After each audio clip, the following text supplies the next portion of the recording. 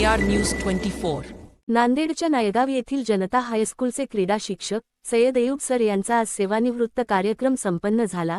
जनता हायस्कूलच्या सभागृहात झालेल्या या सोहळ्याच्या अध्यक्षस्थानी नांदेड जिल्ह्याचे लोकप्रिय खासदार रवींद्र पाटील चव्हाण हे होते. सय्यद अयूब सर हे नायगाव येथील जनता हायस्कूल कनिष्ठ महाविद्यालय येथे गेल्या 27 वर्षापासून क्रीडा शिक्षक म्हणून सेवा बजावत आहेत. क्रीडा शिक्षक म्हणून त्यांनी अनेक विद्यार्थी घडविले.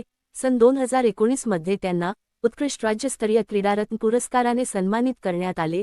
अशा ह्या पुरस्कार प्राप्त शिक्षकाचा सेवापूर्ती समारंभ प्रजासत्ताक दिनी मोठ्या उत्साहात संपन्न झाला. दिनांक 31 जानेवारी 2026 रोजी ते शासकीय सेवेतून सेवानिवृत्त होत आहेत. AR न्यूजसाठी शेख आरिफ, नायगाव, नांदेड.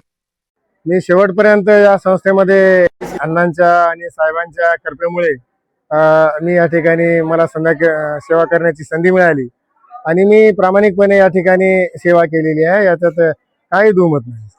आता विद्यार्थी कसे शिस्तप्रिय असले पाहिजे, विद्यार्थी हे घडले पाहिजे, हा माझा जो उद्देश होता तो उद्देश पुढे चालून पूर्ण करण्याचं कार्य माझे जे तरुण शिक्षक मित्र आहेत ते तरुण शिक्षक मित्र करतील. मला राज्यस्तरावरील क्रीडारत्न पुरस्कार हा प्राप्त झालेला आहे 2019 मध्ये. पुणे येथे त्या ठिकाणी माझा सत्कार झालेला आहे. सपत्नीक सत्कार होता त्या ठिकाणी सुद्धा. प्रामाणिकपणे राहून प्रामाणिकपणे सेवा केल्यानंतर असे कार्यक्रम घडत असतात.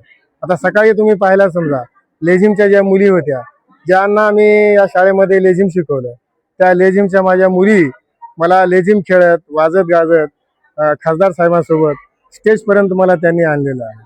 आता याच्यापेक्षा माणसाला दुसरं मोठेपणा काय पाहिजे.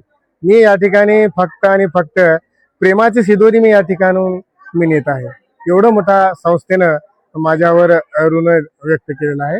मी हे केव्हाही, मी तर सोडा, माझे लेकर सुद्धा, माझे कुटुंब, माझे सर्व परिवार, माझे नातेवाईक हे चव्हाण परिवाराला आणि चव्हाण वाड्याला ते केव्हाही विसरणार नाही, याची ग्वाही मी तुम्हाला या ठिकाणी देतो.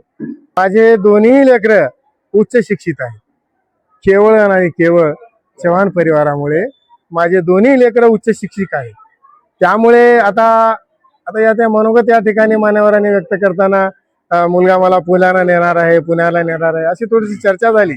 परंतु मी काही दिवस, माझाही मुलगा सुद्धा मनोगतामध्ये व्यक्त केलेला आहे की मी पप्पांना काही दिवस पुण्याला नेईल, त्याच्यानंतर ते परत नायगावला येतील. कसं आहे पहा, शहराचा आणि ग्रामीण भागाचा वातावरण मध्ये खूप बदल असतो, फरक, प्रदूषणाचा खूप आपल्याला परिणाम होतो समजा. त्यामुळे पुढील माझे लेकर थोडं सटल होईपर्यंत मी पुण्याच्या ठिकाणी राहील. मग परत आता मी म्हणजे माझी पत्नी परत आम्ही आपल्या मूळ गावी आम्ही येणार.